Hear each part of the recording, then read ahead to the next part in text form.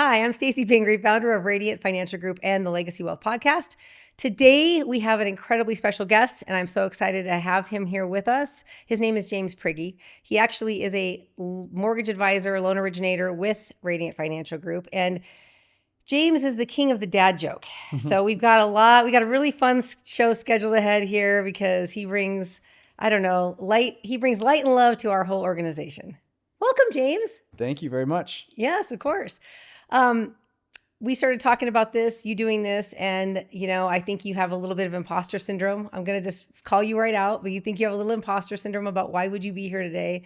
But I don't think there's anybody that deserves to be sitting here more than you. I really believe that you have been not only created a legacy within our company by the help that you've given to create the culture of just love and connection and collaboration.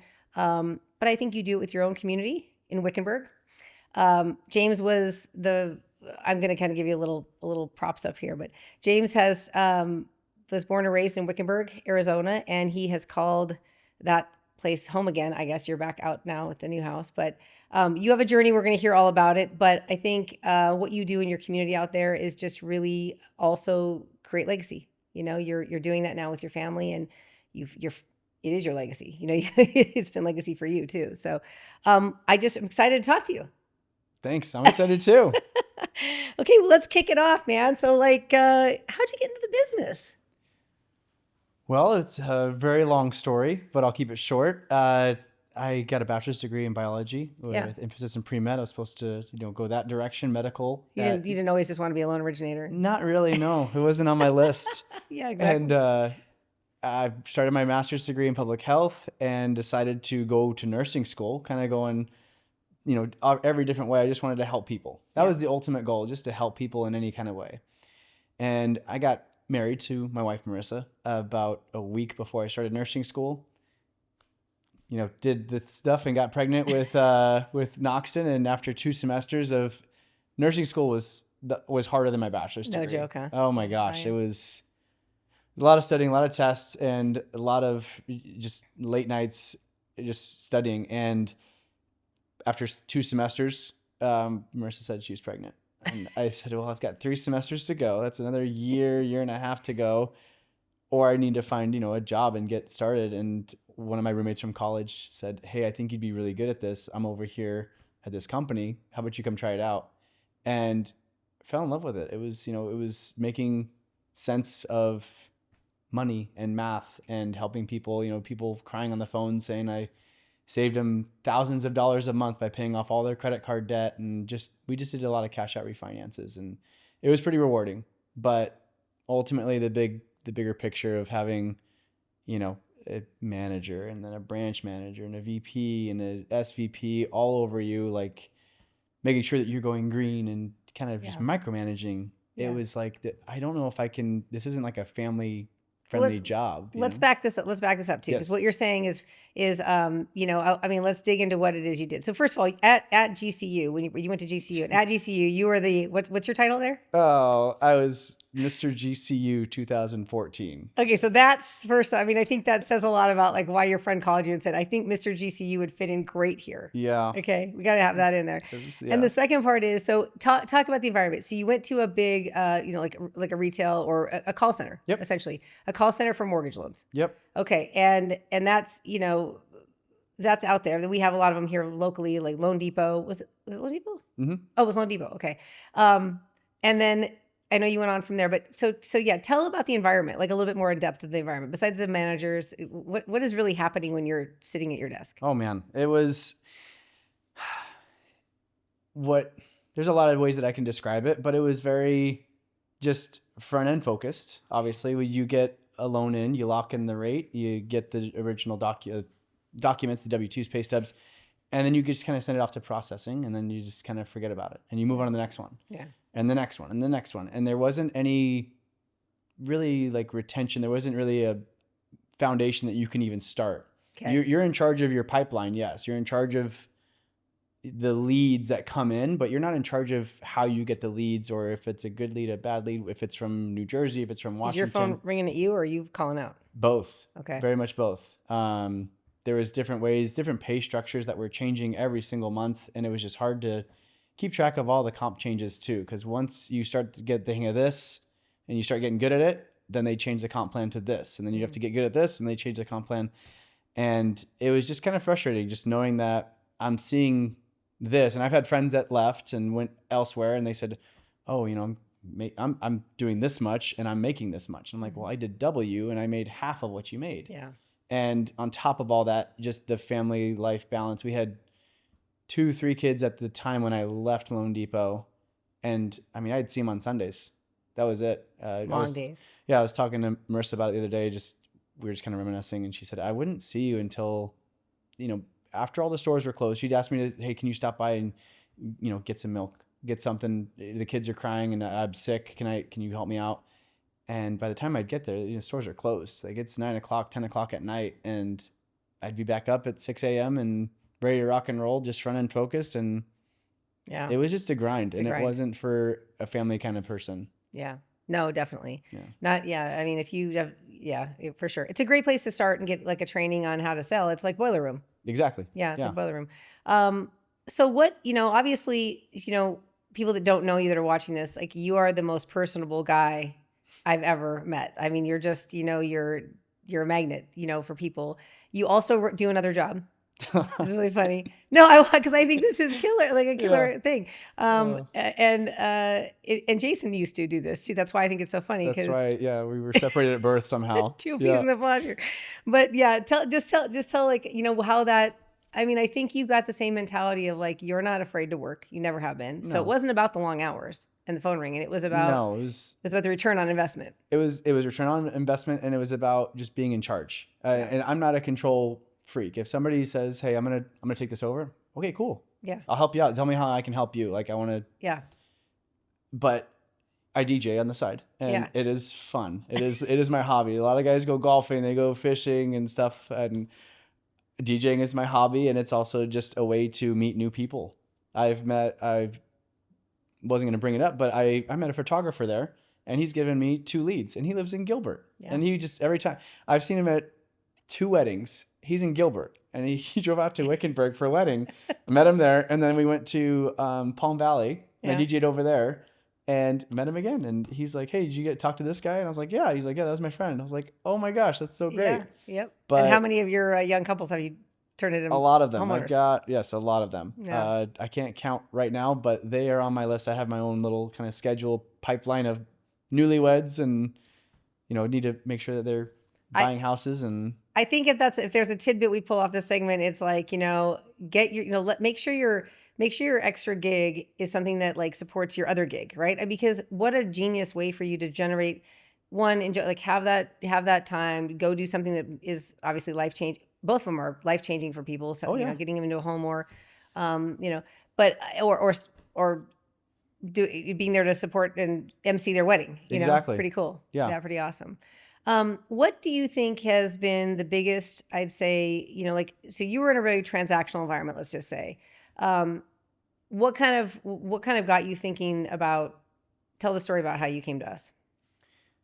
Well, for me, I don't know why I was a little different in retail because I kind of feared brokers. I knew that they were better priced, but it was a risk because there's, you're not getting leads calling you like we had at Loan Depot. You take, 50, 60 leads a day and 100 outbound dials a day just from the people that you called last week and yesterday and so forth. So when Jameson, Briley, a good friend, when he told me about you, I was like, I'm not ready. Like those are for like the big dogs. Those are for like successful, like 40, 45-year-old. I'm 29, I'm 30. Like I can't do that right now. And he said, no, trust me. She's got you. And then after talking with you a couple of times, I just knew. I was like, okay, this is what we're doing and we're going to do it. And I don't know what it's going to look like, but we're going to do it and it's going to be successful. Yeah. And it's crazy to think I've been here for 5 years. Yeah. 5.5. Yeah. 5 plus. 5.5. Yeah. And it's the longest I've ever been at a job in my life, which is, again, crazy because I'm not a jump in. I know. I was Loan Depot 3 years, AmeriSave for a year. And then before that, I worked for GCU for 3 years. And now it's like this is it. This Yeah. is where we're at. Yeah. And I love it. And we're building something, we're building Yeah. something really cool. So tell me a little bit more. I mean, I really want, you actually called me to do a loan for you. Yep. Yeah. So that's how it started. So yeah, tell me about that. So when I was at Amerisave, we had our own loans, but as you know, the market changes and things. We were doing certain kind of loans one month, and the next month they were gone. So our So you didn't even get to do purchase business really. I mean, you weren't. hardly. I Okay. would say 1 out of 50, and I was a manager as well, so I was overseeing a team of people, and I really didn't have time to do any kind of that stuff. With the refi boom, I was always just talking to people. Well, and that's important to hear. I mean, I think like the companies that have the call centers. I mean, they really staff up and go crazy and put all their everything on the line when the refis are happening, when the rates are down, or right now they're trying to consolidate debt and all the things. The rates are up, but they're just trying to work the market, work the angle of the market. Whereas with well, we'll get to that, but what we do is different. So when you called me, yeah, I think you were just saying like, I just need help. I don't know how I'm going to qualify for this loan. Yeah, I said there's a ton of equity in my house all of a sudden. This is a part of that little boom that we had, and tons of equity. I've got the down payment in the house, but I need to sell it first. And Jameson sold it in like 2 days, I think, and we ended up having enough money for the down payment. And Amerisave at the time did do jumbo loans. Loan Depot didn't do jumbo loans at the time. So I called you up and you helped us out. I don't even want to say the interest rate, what it was, because it was so good. But yeah, we processed it and got it done in 30 days or less. And it was just a very smooth transaction. And Cave Creek house on an acre, supposedly our dream house. And it was gorgeous. We had our horse stalls, we had our chicken coop, we had pergola. We ended up getting a pool. Yeah, it was good. It was a really good time in that area. Okay. But then what? Then a lot changed. Market happened. And on top of that, cancer happened. I was diagnosed with stage 3 rectal cancer. And it was just a really, really weird time because a month before that, we had Charlie, our baby girl. And I noticed you took the last back. You just like, I'm not going to say last. Baby girl. We'll see. Our fourth. We'll see. Our fourth. Sorry. Yeah, we've got 4 kids. Back to rectal cancer. Yeah. Yeah, go ahead. And so the only reason why I had a colonoscopy when I was younger, and everything was fine. Everything was good. So then this time I got another one, and the guy, I woke up and you're kind of loopy after it, and kind of take off my mask. I said, "What's the damage, sir?" And he said, "I don't know how to say this, but you've got cancer." I was like, "What?" And I'm by myself. Marissa's my mother-in-law Lori had to take me because Marissa had an appointment with Charlie that day after being born for a month, and he said, "I'm not an oncologist, but I can't diagnose you, but I know it's not stage 1. It is serious, and you need to go somewhere fast." Wow. And I'm like, "Yeah," I'm shaking. And he said, the next thing he asked was, "Do you have any kids?" And on this bed, in this dress, the gown that I have, I'm bawling. He's like, "Do you have any kids?" And I just start crying. And I'm like, "What is going on? Like, I'm fine. I'm working out. I'm going to the gym. Like, what's going on? It's crazy." And I get in the car with my mother-in-law, and she said, "So?" I was like, I couldn't tell her. And I was like, they won't tell me until they get results back. And she said, "Usually they tell us right away." And I said, "Yeah, not this one, I guess." She said, "Okay." And I go home, talk to Marissa about her day, and then the kids are running crazy. I think we ended up putting them outside to go play, or we put them to bed. But it was later that evening. I said, "Hey, I need to sit down and talk to you." And she just knew, and she started crying, and it was just a really weird thing to just talk about. I eat all the good stuff. I eat the vegetables, I don't like junk food. Yeah. And it's like, what happened? It's not genetic. We had that tested. We thought it could have been because I had my grandma pass, my aunt pass from cancer. And it's just a really crazy time. And then on top of that, like I said, the market's, you're getting 3.5% one week, and then the next week is at 4.5%, and it just kept going up and up, and trying to survive and off of the chemo. Oh, so what year was that? 2020. 23. Oh gosh, I don't remember. 23. 23? I think it's 22. It was 22. Okay, 22. Because 23 I was cancer free. Yeah, February. Okay. It was it was 22. Because Charlie was born. And So we were coming off the really low rates, and it yeah, was crazy, but it was really slowing down. I mean, yep. it was slowing down in general. People were Just saying, yeah, I'm gonna wait, yeah, or yeah, yeah, everything's going crazy, so we're yeah. just gonna wait. So no refis, no purchases, and I couldn't really reach out to more realtors. I was getting chemo every other Thursday. This one, I just don't remember the schedule. Every other Thursday for 2 months, and I'd take the chemo on Thursday. They'd send me home with a chemo bag to still drip chemo into me Friday, Saturday. Saturday I'd go back, and it was in Gilbert, Chandler. So I'd drive from Wickenburg all the way out there. No, at Cave Creek at the time. And then I'd get one more pump at Saturday there. And then I just feel awful Sunday through Whole week. Thursday or Friday. Yeah. Yeah. And then I was basically out of commission. Then I'd have half a week to work until the next Thursday. And then I'd have to go back again. So I had Monday, Tuesday, Wednesday. I was feeling 100%. But after that, you it was kind of show up like a light, and then you just be down for. yeah, and I felt awful. Like I dim for a wanted week. to. Yeah. I remember doing some Zoom calls, and Marissa took pictures of me working, getting pumped with chemo, and on my laptop, just helping people buy homes. And Yeah. I didn't want to burden anybody or tell anybody, hey, I don't have time, or because I had already had them in processing anyway. So Yeah. after that, I had about a month off, and then I had radiation every single day, Monday through Friday, for 30 days straight. It was from November to December, because I ended the day before Christmas Eve.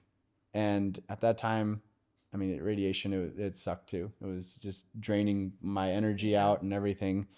And then they gave me the holidays off. And then February, Valentine's Day weekend, that's when I had the surgery done. Okay. And then it was just crazy to think, like, is this over yet? Like, is this ever going to end? And they took the tumor out, and I asked them if I could keep it, and they said no. You know me. So some disgusting. kind of souvenir. Yeah, yeah. And then I was on a bag for 2 months, not knowing if I was gonna be on a bag for the rest of my life or not. I've got friends that I made along the way that are on the bag for the rest of the month, and friends that didn't make it after their same diagnosis as mine. Yeah. And it's just still not real to know, like, it was that close. Yeah. I try to live every day just normal, but it's like when I start thinking about it, I'm like, it's deep. Yeah, it's really deep, and I'm not like that. It's like it was just a bad dream. Pretty shallow. Yeah, it's just a bad dream. Just get out of here.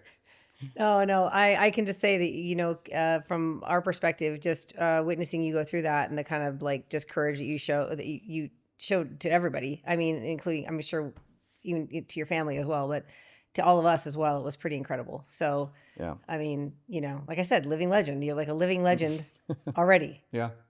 Thank you. So that's an amazing part of you. I think how important was your mindset along the way, because we talk about that a lot. That's at all I work. had. Yeah. That's all I had, because there was friends that I lost along the way that I had made during that whole journey, and that was kind of what still hurts me, is like, why me? So at first I was asking, why me, when I got diagnosed with it, and then after the fact, when I'm fine and healthy now, I'm like, why me? Why am I still here? Yeah. It just doesn't make sense. And Marissa reminds me every day, this is why. Like, this is your kids, your family. Like, we need you here, and you're not done here. And this is keep on plugging away. Exactly. We need you too. Yeah. So I'm gonna parlay that to say, okay, so the why, right? So the why is so big. So what we do is similar to, I mean, what we do mortgage loans is similar to so many other places. But what is it? I mean, we say it's like it's not so much the what as it is the why and the how that make us different, in the space that we're in. So what is it that you do that is different now than you were doing then? Oh, wow. That's a really good question. In terms of like from Loan Depot to now? Oh yeah, like just the way that you Oh, do, man, the way that you think and treat clients, and I mean, just how do you think about a client now? I hate to say it, but it's hardly work now. It's like it's just what we do. It's what we're programmed to do now, to help people and figure out a way. People don't see. In our jobs, it's hard, but it's not the hardest job in the world. But it's still, as much as you put into it, people don't see it. We don't want them to see it. Yeah. But when I get a lead in, my mind's already racing. Okay, are we going bank statement? Are we going Is this going to be a hard money deal? Is this a regular conventional loan? This guy doesn't have a down payment. Do we do down payment assistance? Is it USDA? Yeah. And they don't know that while they're talking to me, like introducing themselves, that my mind is racing. And it's like, it's a blessing and a curse because I really want to focus on them right then. So I've got to talk my mind down and say, all right, let's hear their story first before you start rambling out ideas and overwhelming them, because we've been doing this for years now. And these guys, talking to a guy yesterday, and he's like, I am brand new to this. I'm 30 years old, buying my first house. So you got to walk me through it like a 5-year-old. And I said, not a problem. Yeah. And that's the other thing is, one thing I've kept the same is you've got to mirror your audience too. Yeah. You're talking to an 80-year-old lady who's doing a refinance or buying a house, whatever she's doing. You've got to be talking a little bit slower and more clear and help her, if she can't, email you the documents, you sometimes have to go to her house and get them. Yep. So that's what we're doing for a couple deals right now. Yeah. Wickenburg, especially. Oh, yeah. You got some deals going out there that are a little more hand holding, I would say. I know that, one of the things that I'm very intentional about is like helping you guys grow, helping each the mortgage advisors in Radiant grow their own business. So we opened a Radiant branch in Wickenburg. Yep. We got you running the branch. You're a branch manager for us out there and really you handle the whole community. You're it's pretty fun. much, yeah. And it's funny because you have like a line outside of your. Just yesterday, I had no appointments. I had 5 people come to my office unannounced. It's crazy. It was great. It was fun. I had a couple people wait on me again. Just, hey, sit in that chair. I'll be right with you. And it's like a doctor's office. Exactly. Yeah. Revolving door, James. But that's amazing because you built a name for yourself. You already had a name. You went to high school out there. Your parents are there, your family, your wife and her family. But still, now you're a professional. How's that feel? Did they take you seriously? No, they still call me Jimmy. It's a little different out there. It's little Jimmy, little Jimmy. But I hope that I think that they all know that I get it done. I'm not going to point fingers and blame. If there's something going on, I'm going to take ownership of it and I'm going to get it done. Yeah. Like that's. And I've kind of learned in the last couple of years, I think that's why I DJ, because I want to not be in charge, but to take the ownership and be in charge of getting something through. Yeah. And that's one thing that I've learned, I've dug into a lot this year, is just taking complete ownership of my craft. And if there's somebody on my team messes up, that's on me. That's not my teammates. That's on me. And I try to take blame for everything that we do on that end, if there's anything. Yeah. Appraisal wasn't ordered yesterday. Hey, that's on me. I didn't send that email to order it yesterday. I'll order it right now. Yeah. And we'll get it done. Yeah. Did you, as far as like building a business, what I really instill for you guys is I'm hoping that you're going to build relationships with people that, I always say like, you don't need 30 referral partners to have a great business. You need very few, actually. You just need to have the right parties, and they'll change over time, and some will come and some will go and whatever. But knowing that database and staying in touch with people, it's the whole magic in it. It's the gold, you know. And so staying in touch with people, being connected. And I think how has that helped you to be out in Wickenburg? It's I don't want to use the word comfortable, but it's more comfortable because it's Wickenburg. I know everybody. I know everybody's kids and parents and grandparents, and I know them. And that's what's comfortable about it. But the part where every day we got to keep branching out and keep learning our craft and keep meeting new people. You just got to go out there and find a different way every day. Cause it's not, like you said, there's people that come and go. And that's okay. That's totally fine.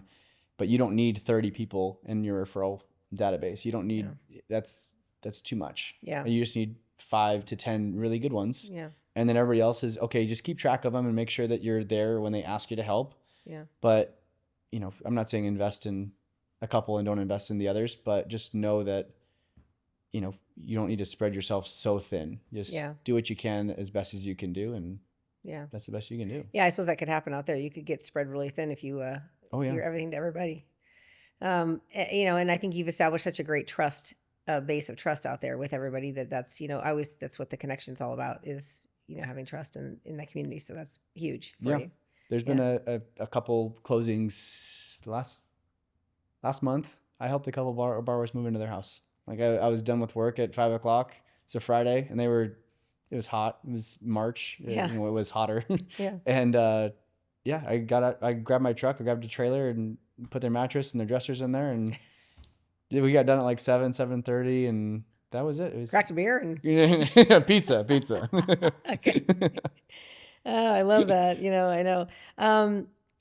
You know, obviously you've gone through some really difficult times. What are you looking forward to right now as far as your, the next phase here? Next phase. It's like my word of the year is immeasurable. I had to pick a Oh, really big yes. You word that gotta, was hard to. should we tell the other words from last year? That's all right. That's all Okay. right. What was the word last year? Move. Move. Yes. And And then we you did move. moved. We did move. Yeah. Yes. It's weird. Immeasurable though. Immeasurable. Yeah. Because Yeah. I think at Loan Depot and just even at Radiant, I'm like, okay, this is my target. I want to hit this. It's like, why? Why do you want to hit this? You don't need to hit that. You can go way much higher. It's endless. It's Yeah. immeasurable. Yeah. So why do that? Yeah. So I think that was my word of the year. Scared to put a lid because you're scared to put a top because you don't want a lid. Exactly. Yeah, I Why? get it. Yeah. Yeah. So that's just kind of how I wanted to do it this year. So when I'm sitting down and I'm, Rebecca and Kelly and April, they've got everything handled. I'm just like sitting there and I'm like, what am I doing?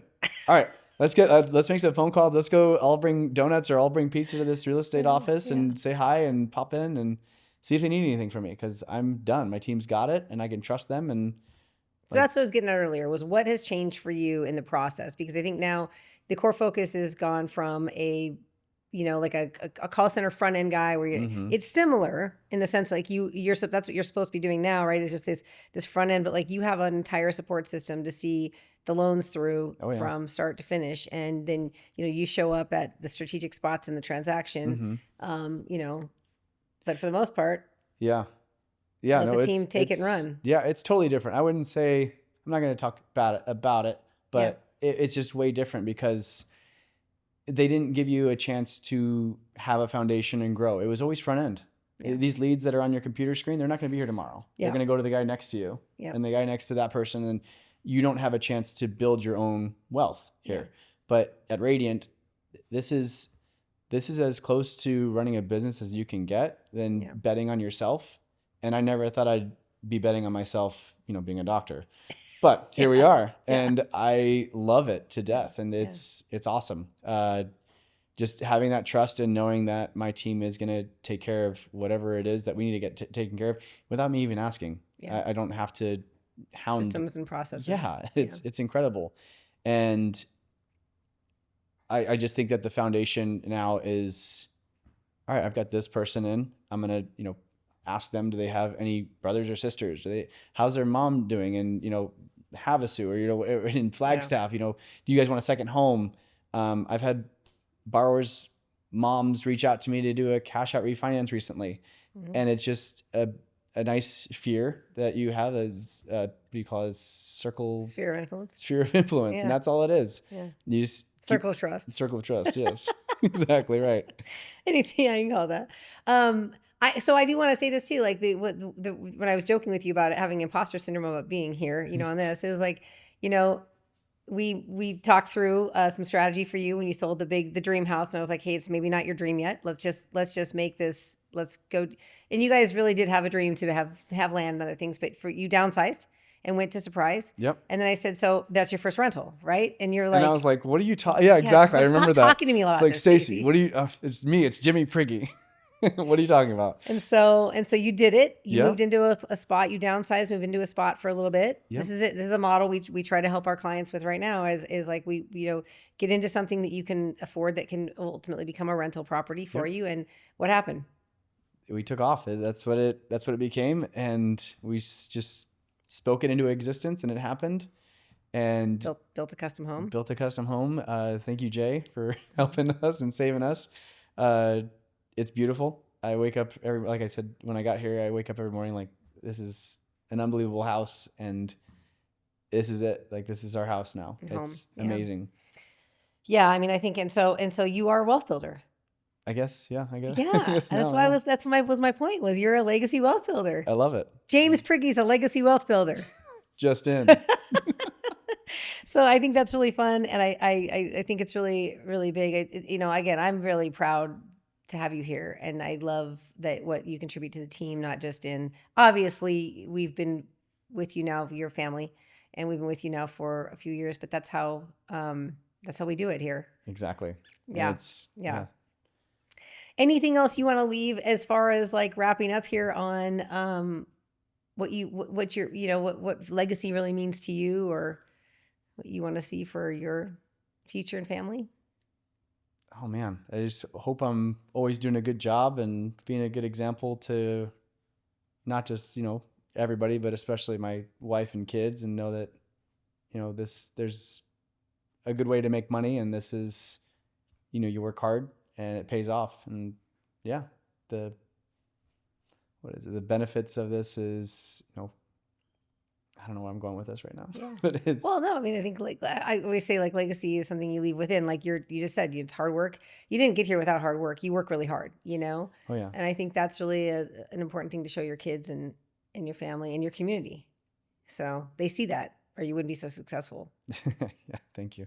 Yeah. Okay. Well, time flies when you're having fun. That was good. Yeah, it was great. Thank you everybody for tuning in for the very impactful James Prigge Legacy Wealth Podcast. We're going to have all the contact info for James below, as well as address to his branch in Wickenburg, which is very, very popular. A very popular branch now. So thank you so much for joining us today, and we'll see you next time.